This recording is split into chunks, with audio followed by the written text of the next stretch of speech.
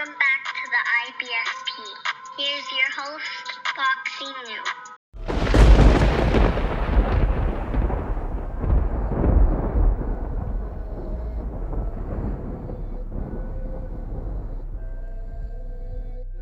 Welcome back, fight fans. Welcome back. Andy Ruiz Jr. knocks out Dillian Whyte. Well, let's just break it down.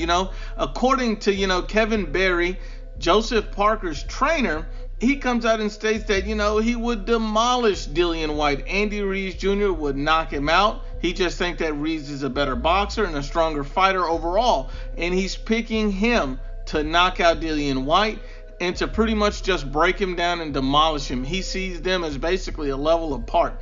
So, look, and they both have history with Joseph Parker. So, you see Andy Ruiz Jr. lost a close decision to Joseph Parker, and Dillian Whyte, he beat Joseph Parker. So, you can see there might be mixed emotions about the fighter. So let's just break it down. When you look at the fight itself, you see, can Andy Ruiz Jr. hurt Dillian Whyte? Well, when you look at his resume, you see Dillian Whyte was knocked out by Anthony Joshua. It was a very interesting fight, but he was knocked out. Then you also see that Dillian Whyte was dropped by Joseph Parker in their fight. And, Dillian Whyte has a problem with gassing at points in the fight a little bit. And that adds to the fact that he could get knocked down or hurt at some point in that fight. So he was dropped against Parker, knocked out against Joshua, and he was also dropped against Oscar Rivas as well. And I think exhaustion plays a big part in that, because this is not a Dillian Whyte who has a terrible chin and has a weak chin and just goes down easily. It goes into later in the fight when he starts getting dropped. He's already tired, and the shots you can take early, you have a hard time taking them later. So I think that works in Andy Ruiz Jr.'s advantage, that if he can wear down Dillian Whyte with that hand speed, he could possibly hurt him or even stop him.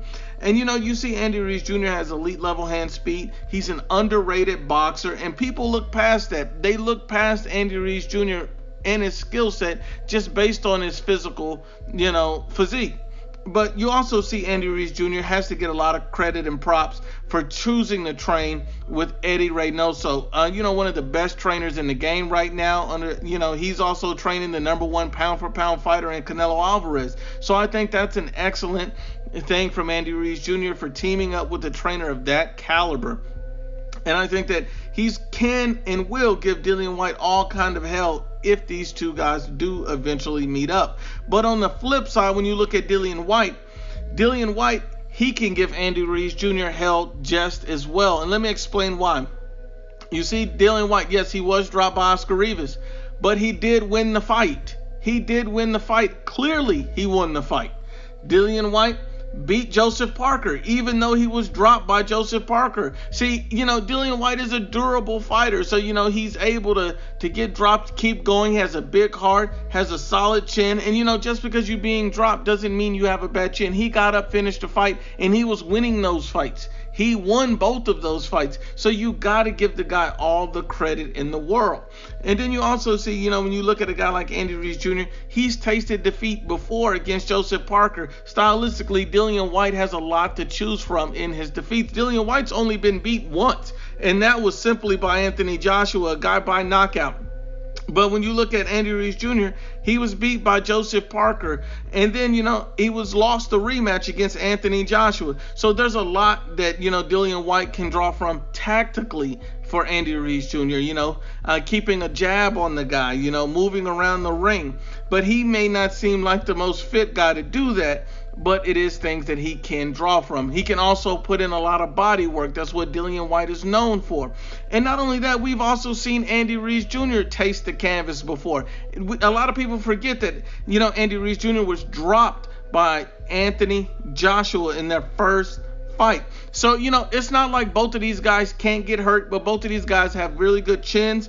Both of these guys, at times, they have a low work rate, because it looks like you can tell that both of those guys get a little bit winded at points in their fights. But at the end of the day, when you assess the fight and you break it down and you just do it as honestly as possible, I don't think either guy will get destroyed. I think it's honestly a 50-50 fight. I think who comes to the table in the best shape and very focused, it's a 50-50 fight.